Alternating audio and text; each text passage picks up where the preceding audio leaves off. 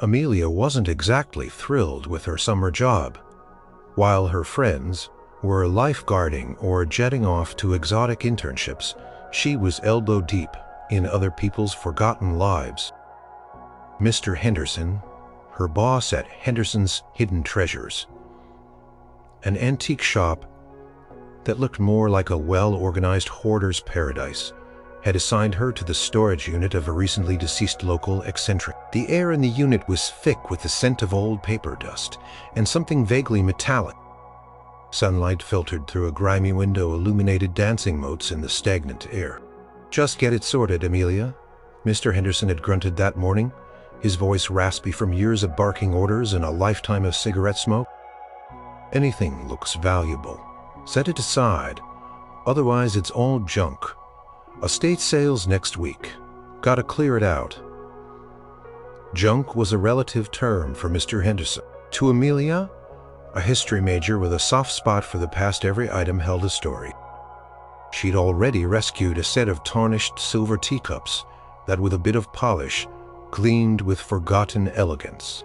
She'd found an old journal filled with whimsical poems, a collection of intricately carved wooden birds, and a box of faded postcards from faraway lands. But today, the magic seemed to have run out. She was sifting through boxes of old electronics, wires tangled like spaghetti, ancient radios with shattered dials, and VCRs that looked like they belonged in a museum exhibit labeled Extinct Species. She coughed, waving a hand to dispel a cloud of dust that billowed from a cardboard box marked Miss Audio. Inside, nestled among a tangle of cassette tapes and 8-track cartridges, was a reel-to-reel tape. It was larger than the others, its plastic case dull and scratched, but what really caught her eye was the label. It wasn't a professional studio label or even a handwritten one like most home recordings. This one was typed, crisp and stark, on a small white sticker. Private JAM, Session King's Reach, DEC, 1974, unreleased. Amelia's heart gave a little flutter. That sounded like a place, maybe a studio or a private estate. And DEC, 1974. That was a significant year in music history. Especially for one particular king, she knew her music history well enough to connect the dots. The mid-70s were a fascinating, tumultuous time for Elvis Presley. He was still touring, still a legend, but also battling personal demons. A private jam session from that era unreleased. That was like finding a buried treasure map. She carefully lifted the tape. It felt heavier than it looked, perhaps because of the weight of its potential secrets. The reels inside were full, indicating long recording. "Sure-level?" Mr. Henderson's voice boomed from the doorway, startling her. He peered over her shoulder, his eyes scanning the box. "More of that old tech junk. Just toss it in the skip." Amelia clutched the reel-to-reel tape a little tighter. No, Mr. Henderson, just an old tape. Looks pretty unique, though." She tried to sound casual, but her voice probably trembled slightly with suppressed excitement. Mr. Henderson snorted. "Unique? It's probably some old guy singing in his shower, recorded on a dime store machine. Seen 1,000 like it. Not worth a penny. Put it in the junk pile, dear. We're on a schedule." He turned and shuffled away, his heavy boots echoing on the concrete floor. Amelia hesitated. Junk pile? The words felt like a sacrilege. Could it be a fake? A joke? Or just a random recording that happened to use intriguing words? Possible. But what if it wasn't? What if it was really him? She looked at the old tape player she'd found earlier in another box, a bulky metallic device from the same era, missing its power cord, its buttons gummed up with grime. It was broken for sure, but maybe fixable. A sudden strong impulse seized her. She couldn't just toss this. She slipped the reel-to-reel tape into her backpack, her heart hammering a secret rhythm. Then, with a quick glance around to ensure Mr. Henderson wasn't lurking, she carefully placed the broken reel-to-reel player in a separate box, marking it for donation. She'd figure out how to get it home later. Maybe it was silly. Maybe it was nothing but a tiny spark of hope, a profound curiosity had ignited within her. She felt like an archaeologist who had just unearthed a cryptic tablet. The mystery of the King's Reach tape had just begun. Amelia lived in a small apartment above a bustling cafe, its vibrant smells of coffee and pastries often drifting up through her open window. Her living room was usually a mess of textbooks, discarded snack wrappers, and sheet music. But tonight, it was a makeshift workshop. The old reel-to-reel player hauled home with surprising difficulty. It was heavier than it looked. A solid chunk of vintage electronics sat on her coffee table. Dust motes danced in the beam of her desk lamp as she pored over it. A borrowed screwdriver sat beside her. Mr. Henderson had raised an eyebrow when she'd asked if she could tape the old player. "Still think that tape's a treasure, do you, Amelia?" He'd grumbled, a hint of amusement in his voice. She just shrugged and said she liked a challenge. The challenge was considerable. Player was a relic, its internal mechanisms a maze of wires, belts, and gears that seemed more suited to a grandfather clock than an audio device. She spent hours watching YouTube tutorials, her fingers fumbling with tiny screws and delicate components. She identified a frayed drive belt, a corroded battery terminal, and a general layer of sticky grime that seemed to adhere to everything. She made a list of parts, ordered them online, and waited impatiently. Each day, checking the mail, she felt a growing sense of anticipation.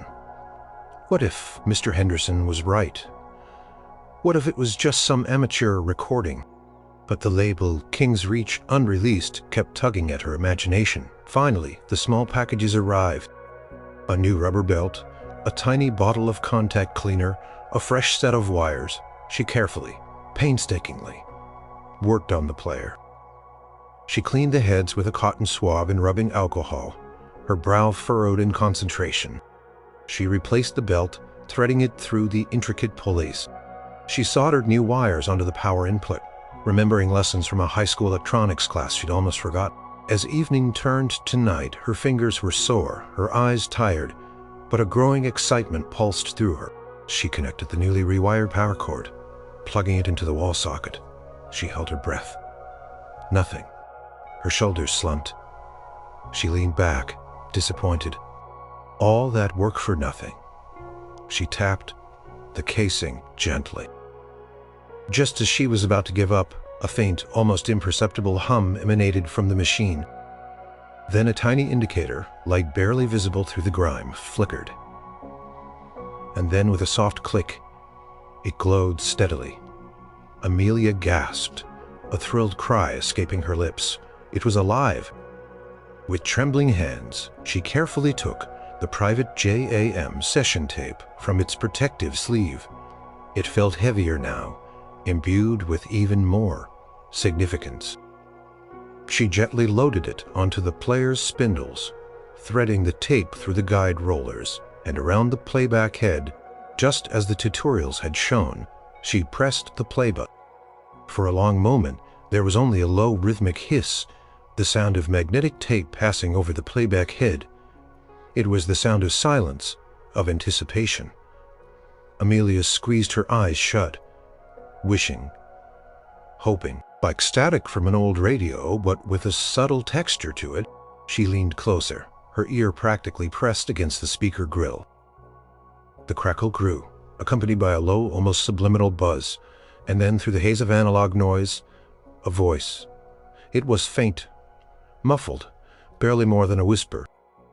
She couldn't make out the words, but there was a certain cadence, a particular warmth to it, even through the distortion.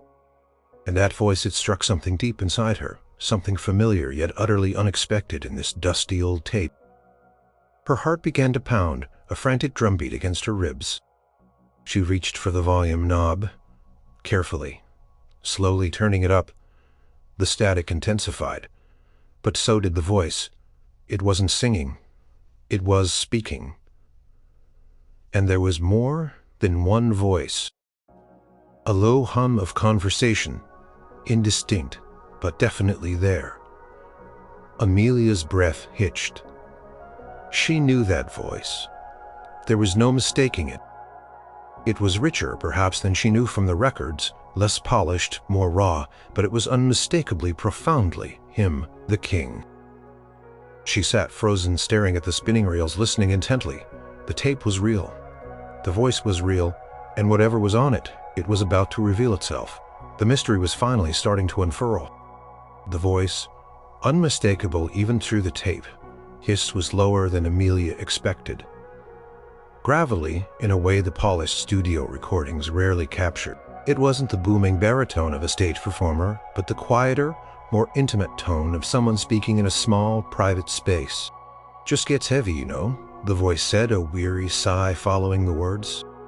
"This whole thing, the lights, the crowds, the expectations, sometimes I just want to be someone else for a little while."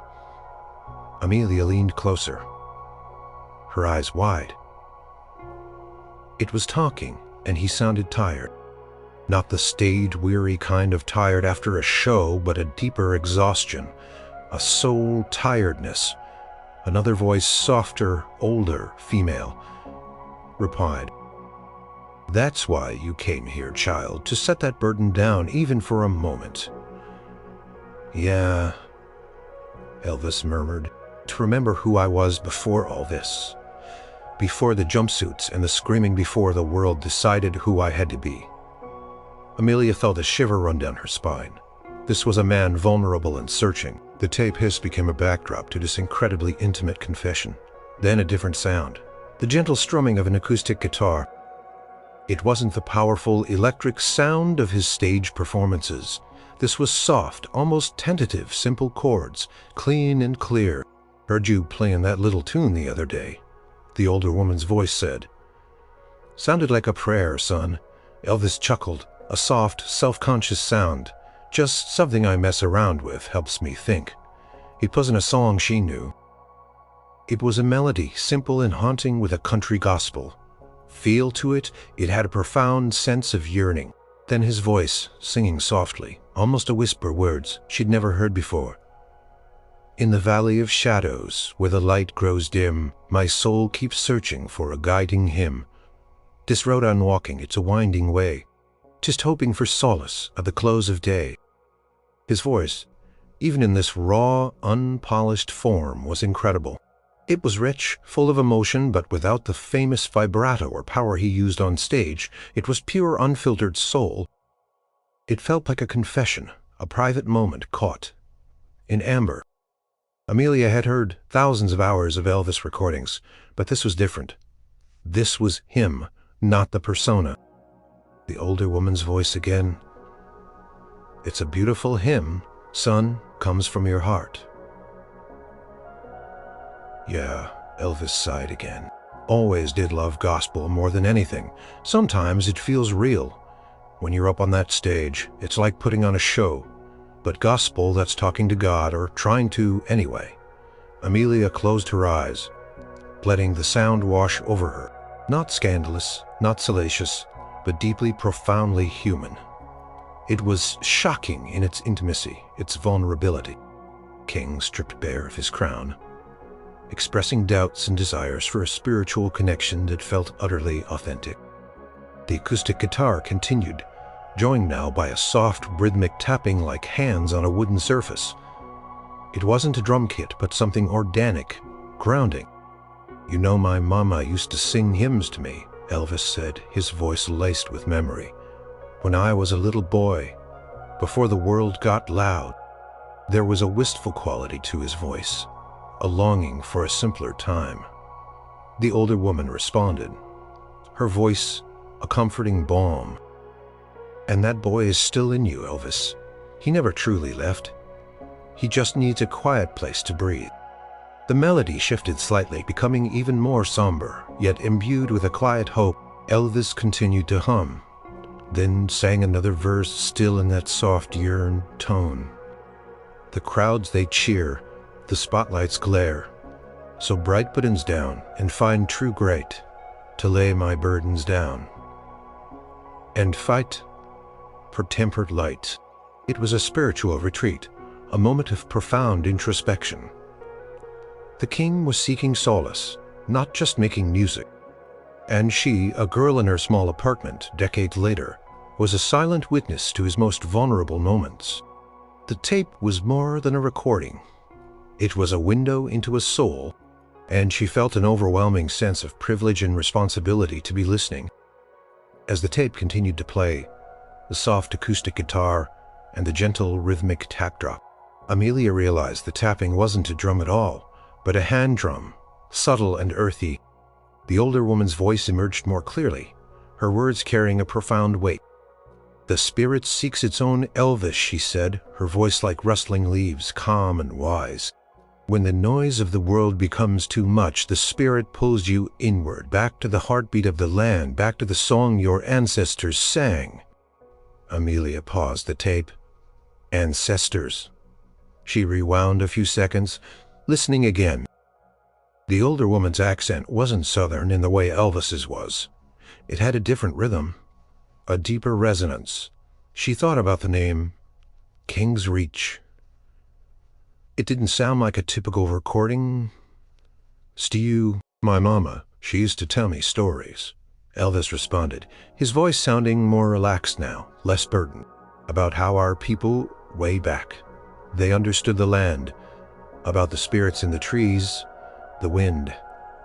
"I always thought it was just stories, but sometimes I feel it like here. My people have been here for generations. We learned to listen to the listen. You feel it because it is also within you, just waiting to be remembered." Amelia's jaw dropped slightly. My people. This wasn't just a random older woman. This sounded like a Native American elder. The shocking element deepened. Elvis Presley, the king of rock and roll, famous for his flamboyant style and secular music, was having a deep spiritual conversation with an indigenous elder, seeking guidance and connection to ancestral wisdom. It defied every public image she had of him. I don't know much about all that," Elvis admitted, a hint of humility in his voice. "Just what Mama told me, but I feel something good here, a peace I don't find anywhere else." "Peace is not found in a place, child," the elder corrected gently. "It is found within when you silence the drums of the outside world and listen to the drum of your own heart. Your music, when it comes from that place, it touches souls. But when it becomes a performance, a demand, it can wound your own." Then the elder began to hum a low, melodic chant that Amelia had never heard before. It was ancient, ethereal, and profoundly moving. Elvis's guitar joined in, not trying to lead, but following the elder's melodic line, creating a beautiful, unexpected harmony. It was a fusion of two worlds, two cultures, two spiritual paths woven together by shared humanity. "My people sing to the earth, to the sky, to the spirit that flows through all things," the elder explained, her chant fading into a soft hum. "It is not for applause, it is to honor, to heal, to remember. You have a gift, Elvis, a powerful voice, but power can be a heavy feather if not balanced with purpose." "Purpose," Elvis repeated, as if tasting the word. "Yeah, I try, but sometimes I get lost." "Then you come back to the quiet," the elder advised. "You listen, you seek the true song within. It does not need bright lights or 1,000 cheers. It needs only your heart." The tape then recorded a long silence, broken only by the gentle strumming of Elvis's guitar and the steady grounding beat of the hand drum. Amelia imagined them sitting there, the global icon and the wise elder, in some secluded, peaceful place, sharing a moment of profound connection. This was not a jam session for a record label. This was not about fame or money. This was about a soul seeking truth, guided by an unexpected mentor. King's Reach was clearly a metaphor, a place where Elvis could reach beyond the noise of his life and connect with something deeper. Amelia felt a sense of awe, recognizing the immense privilege of witnessing such a raw, private, and deeply spiritual encounter. It was changing her own perception of the man and perhaps of the world itself. The silence on the tape, broken only by the distant sounds of nature, perhaps a bird call or the rustle of leaves, stretched on for a full minute, creating a sense of profound peace. Amelia found herself breathing slower, matching the calm rhythm of the recording. Then Elvis's voice returned softer than ever, almost a whisper. "You know, I remember a specific lullaby my mama used to sing. Not a famous one, just one. She made up, I think. It was for when I was scared or felt alone." The elder's voice was gentle. Sometimes the songs of childhood are the truest maps to our soul. Elvis began to hum. Then, slowly, hesitantly, he picked out a simple melody on his acoustic guitar.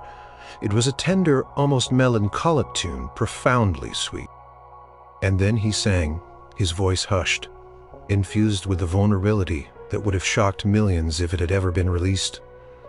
To the public, "Sleep now, little warrior, the world can wait.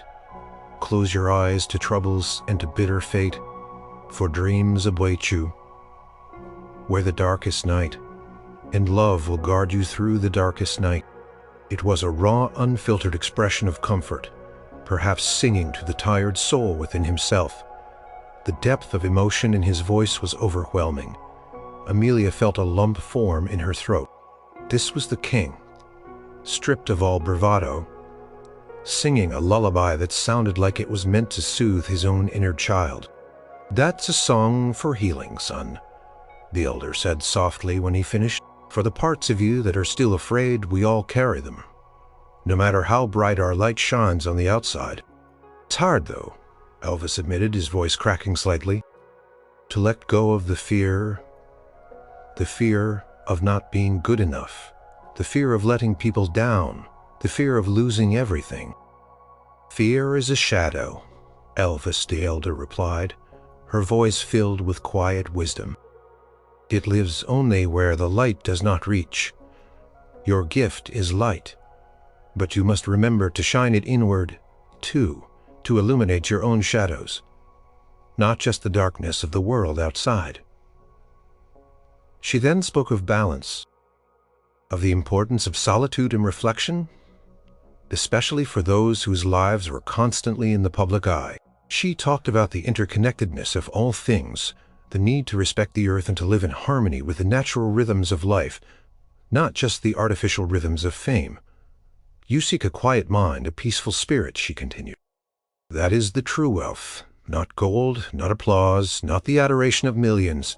Those are fleeting, but the peace within that sustains you, even when the storms rage."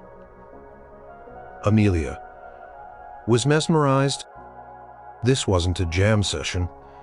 It was a profound spiritual counseling session, a rare glimpse into the soul of a man grappling with the immense pressures of his life. The shocking part wasn't scandalous gossip, but the revelation of an Elvis who was deeply spiritual, acutely aware of his vulnerabilities, and earnestly seeking inner peace. The elder then began to hum again, a different tune this time. It sounded like an ancient folk song, simple, yet profound. Elvis's guitar once more joined in creating a gentle countermelody. It was as if they were weaving a tapestry of sound, each thread representing a different path, yet leading to the same core of human yearning for peace and understanding. The segment ended with the elder saying, "The world wants you to roar, King, but sometimes the most powerful sound is a whisper. Remember that." Amelia sat in silence after the tape clicked off, indicating the end of the side. Her apartment felt different, quieter, imbued with the echo of these profound words. She thought of Elvis, not as the larger-than-life figure on posters, but as the man on the tape, humble, searching, and singing a lullaby to his own soul. It was a side of him she had never imagined, and it was profoundly, beautifully human. And it made her realize that sometimes the greatest treasures are not found in gold or fame, but in the quiet shared wisdom of human connection. The next morning, Amelia felt a buzz of excitement and a knot of apprehension. She couldn't keep this tape to herself. It was too important, too revealing. But who would believe her? Mr. Henderson had already dismissed it. Her friends, while kind, weren't exactly Elvis aficionados. They'd probably think she'd gone a little crazy. She decided to try Mr. Henderson again. He was cynical, but he also had an old-school appreciation for unique finds, even if his initial reaction was to scoff. Plus, he had a good ear, having listened to countless old records over the years. "Mr. Henderson," she began tentatively, finding him polishing a tarnished brass lamp in the shop. "About that tape, the Elvis one," he grunted, not looking up. "Still on about that, Amelia." "But it's not nothing," she insisted, her voice gaining conviction. "I fixed the player and I listened. It's him, Mr. Henderson, I swear. But it's not what you'd expect." He finally looked at her, a skeptical eyebrow raised. "Not what I'd expect, meaning what?" "He's singing opera." He chuckled, a dry, raspy sound. "No, not opera." Amelia said, a small smile playing on her lip. "He's talking deeply. And there's an older woman. An elder, I think, and he's singing a lullaby. It's really personal." Mr. Henderson put down his polishing rag, a flicker of genuine curiosity in his eyes. "A lullaby, Elvis? You sure you're not hearing things, kid? The king was all about rock and roll. Gospel sometimes. Sure. But a lullaby. That's why it's so shocking." Amelia explained, "Not shocking in a bad way, shocking in a revealing way. It shows a side of him no one ever saw. He's vulnerable, and he's seeking guidance." She pressed on, fueled by her certainty. "Look, can I just play a little bit for you?" I brought the player. Mr. Henderson hesitated, then sighed. All right. 5 minutes, but if it's just some crackly old nonsense, you're back to sorting those boxes." Amelia quickly set up the player on a small table in the back of the shop. Plugging it into a nearby outlet, she threaded the tape, her hands trembling slightly. She found a spot where the elder's voice was clear, and Elvis was responding with genuine emotion. She pressed play. The familiar hiss filled the quiet shop, then the elder's gentle voice. "Fear is a shadow, Elvis. It lives only where the light does not reach. Your gift is light, but you must remember to shine it inward too." Mr. Henderson stiffened. His eyes, usually sharp and cynical, widened almost imperceptibly. He recognized the voice. There was no mistaking the subtle drawl, the particular timbre, even if it lacked the usual stage swagger. Then Elvis's raw, honest response. "It's hard, though, to let go of the fear of not being good enough, the fear of losing everything." Mr. Henderson's mouth was slightly agape. He sank into a dusty armchair, his gaze fixed on the spinning reels. The sound of the lullaby then filled the shop, hushed and tender. "Sleep now, little warrior. The world can wait. Close your eyes to troubles and to bitter fate." When Amelia paused the tape, the silence in the shop was profound. Mr. Henderson simply sat there staring blankly ahead. "Well?" Amelia asked, her voice hushed, cleared his throat, running a hand over his balding head. "Good gracious, Amelia, that's him all right. But I've never heard him like that. Never sounds like a different man entirely." His voice was tinged with awe. "A man who needed something more than screaming fans?" "It's from King's Reach in December 1974, Amelia said, pointing to the label. "It's a private jam session, but it's more like a spiritual journey." Mr. Henderson finally looked at her, his eyes serious. This is important. You understand that, don't you? This changes things. It changes how people might see him." A wave of relief washed over Amelia. He believed her, and he understood the significance. The initial shock had clearly registered, not as a scandal but as a profound revelation. The king, stripped bare, was far more compelling than the icon. "What do I do with it, Mr. Henderson?" she asked, the weight of the discovery settling on her shoulders. He leaned forward, a thoughtful frown creasing his brow. "That, Amelia, is a question we need to consider very carefully. A tape like this, it's a revelation, a secret shared across decades and secrets. especially one so powerful, can change everything. Amelia and Mr. Henderson spent the next few days in hushed conversations, listening to more snippets of the tape, piecing together the story it told. Mr. Henderson, usually gruff and practical, became a quiet scholar, poring over books about Elvis the mid-70s and even delving into information about Native American spiritual practices that might align with the elders' wisdom. One afternoon, they listened to a particularly poignant section of the tape. Elvis's voice, raw and unvarnished, spoke about the crushing weight of his celebrity. "It's like being in a gilded cage," he confessed, his voice strained with emotion. "Everyone's looking at you, always. Every move. You can't just be a normal man. You're Elvis all the time, and if you slip up just once, the world's ready to tear you down." Amelia winced. She knew of the intense scrutiny Elvis faced, especially in the later years of his life, but hearing it from him so directly and painfully was different. "They say I have everything," Elvis continued, a bitter edge to his voice. "Fame, money, women.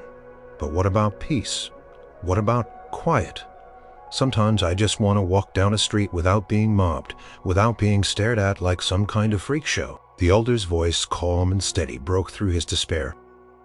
"The cage is of your own making, child. You built it with the desires of the world.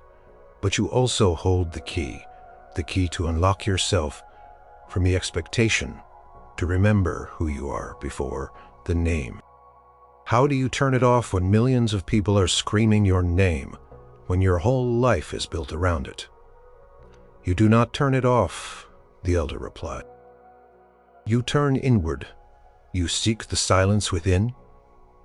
You find the truth of your own spirit, not the truth others project upon you.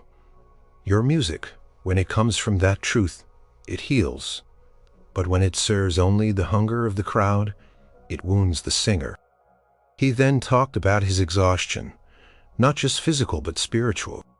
The constant travel, the demands of performance, the superficiality of the celebrity lifestyle. He yearned for something deeper, something real. "I miss the simple things," Elvis admitted, a wistful quality to his voice. "Just sitting on a porch, playing guitar with friends, singing for no one but God. That's when the music feels most real." Amelia felt a profound connection to his words. As a student trying to find her own path, she understood the pressure of expectations. Though on a far smaller scale, the feeling of being defined by others, of losing herself in what the world demanded. Elvis the King was grappling with the very same human struggle, magnified to an unimaginable degree. "The most shocking thing about this tape," Amelia said to Mr. Henderson, wiping away a tear she hadn't realized had fallen, "isn't what he did, but what he felt. He was just human, so increscent solemn. Indeed, we see the legend, the larger-than-life figure, but we forget the man beneath the cape. This tape, it reminds you. It pulls back the curtain and shows you a man searching for light." The tape then captured the elder gently guiding Elvis through a quiet meditation, encouraging him to visualize himself as a young boy, free and unburdened, playing his guitar purely for joy. There was no music, only the elder's soothing voice and Elvis's occasional deep breaths. The shocking part of the tape, Amelia realized, was not a scandal, but a revelation of vulnerability and a universal human struggle that transcended fame and time. It was a profound reminder that even the most powerful and adored figures battled their own inner demons, sought solace, and yearned for authenticity. This private Elvis, the seeking soul, was far more captivating than any stage persona, and his struggle, captured so intimately, resonated deeply with Amelia, illuminating her own path forward. Tape continued, revealing more layers of Elvis's profound conversation with the elder. After the quiet meditation, his voice sounded calmer, infused with a newfound clarity, though still tinged with weariness. "I had a dream once," Elvis said, his voice soft, "about a place where music wasn't just for shows. It was for healing, for bringing people together, not for money, not for fame, just for connection." The elder listened patiently, then responded, "That is not just a dream, child. That is the song of your spirit, the true purpose of your gift. Music is a bridge. It can connect hearts, mend wounds, and whisper forgotten truths. But how do you do that when you're Elvis? He asked, a hint of his old self-deprecating humor returning. Everything I touch turns into a circus. The circus is outside, the elder said gently. The song is within. You choose which one you feed. You can offer your music as a gift or as a performance. The choice is always yours. She spoke of the ancient ways, how music and storytelling were tools for community, for teaching, for maintaining balance. She described gatherings where people simply came together to share their voices, their instruments, their quiet presence. It wasn't about talent or perfection, but about heart and intention. Elvis, she prompted. A gathering where no one cares about your name. They care only about the truth in your voice, the spirit in your song. What would that sound like? Elvis hummed, then began to pluck a simple, almost childlike melody on his guitar. It was improvisational, joyful in its simplicity. Then he started to sing, not words, but a series of hums and wordless melodies that seemed to flow directly from his soul. It wasn't rock and roll. It wasn't gospel. Exactly. It was pure emotion, pure sound, untethered by genre or expectation. The elder joined him, not with words, but with a series of soft guttural chants and harmonies that resonated with the ancient rhythms of the earth. The hand drum returned a steady pulsing heartbeat. Amelia found her swaying slightly, utterly absorbed. It was an impromptu, sacred jam session. A communion of souls through sound. This is it, the elder whispered, her voice blending with the music. This is the true jam session. Not about playing perfectly, but about playing from the heart, about sharing your spirit. This is the dream of harmony. Elvis laughed, a genuine, joyful sound that Amelia had rarely heard from his public recordings. It feels free, like I can just be, and the music just comes out. It always comes out, the elder affirmed. Sometimes you put chains on it. You must unchain your song, child. Let it fly free. Tape continued with this quiet, profound musical exchange. It wasn't a performance for an audience. It was a conversation between souls, a moment of profound spiritual communion. The shocking aspect here was the sheer authenticity and the raw, unadulterated joy that Elvis found in this unburdened musical expression. Amelia felt a profound sense of hope listening to this part of the tape. It wasn't just about Elvis finding peace, it was about the power of music itself, stripped of its commercial trappings, to connect and heal. This vision of music as a tool for communion, for shared humanity, resonated deeply with her own often cynical view of the music industry. He truly wanted to be free, Amelia mused to Mr. Henderson later, a tear in her eye. He had this vision. It wasn't just about making hits, it was about touching people in a real way. Mr. Henderson nodded slowly. That's the tragedy, isn't it? To have such a pure desire, and to be so trapped by the very thing that brought it forth, this tape. It's his yearning, his true heart laid bare. The shared dream, Amelia realized, wasn't just Elvis's. It was a universal human longing for authentic connection, for moments where people could simply be and share without judgment or expectation. And this lost tape, this accidental window into a private moment, offered a glimmer of that shared dream decades later. As the tape neared its conclusion, the atmosphere on the recording shifted, becoming even more poignant and reflective. The gentle music faded, leaving only the sound of Elvis's voice and the elder's quiet presence. I don't know what's next for me, Elvis admitted, his voice a quiet sigh. The road keeps calling, the crowds keep calling, but after this, after being here with you, I feel like I see things different. Seeing is not enough, child, the elder responded, her voice firm but kind. You must also do. You have been given a great gift, a voice that touches millions. Will you use it to feed the noise of the world, or to whisper the truth of your spirit? Amelia leaned in, her heart pounding. This was it, the culmination of the session. I want to do better, Elvis said, his voice thick with emotion. I want to find that peace I felt here, and I want to share it. Not just the songs, but the feeling, the realness. The elder chuckled softly. Then that is your path, the king of rock and roll. Seeking the silence, the idol of millions looking for truth in the quiet places. It will not be easy.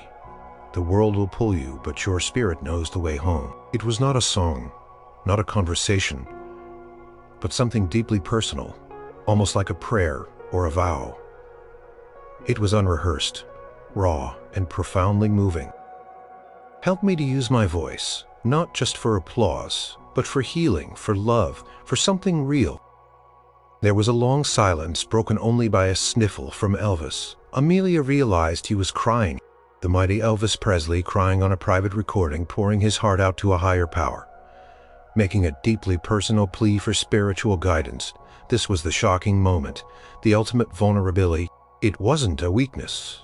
It was an extraordinary display of humanity, a testament to his search for meaning beyond the dazzling facade of his fame. The elder's voice returned, gentle as a breeze. Your heart is open, child. That is all that matters. Walk with that openness. Let it guide you. She then spoke a blessing. A few words in her native tongue, beautiful and ancient, followed by a simple, "Go forth, Elvis, and sing your truth." Tape faded out with the sound of the acoustic guitar, a few final lingering chords that were both mournful and hopeful.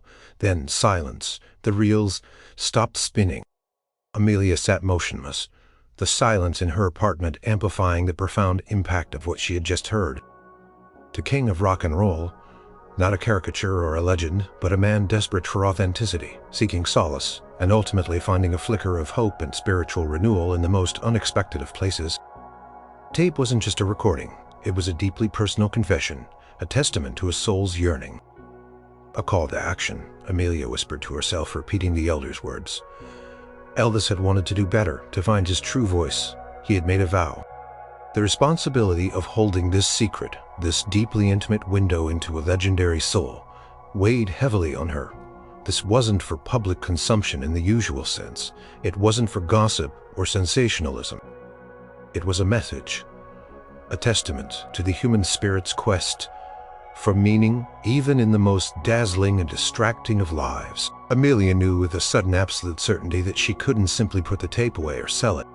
This message, Elvis's quiet call to action, demanded a different kind of response. Called for respect, for quiet understanding, and for a way to honor the man, not just a myth.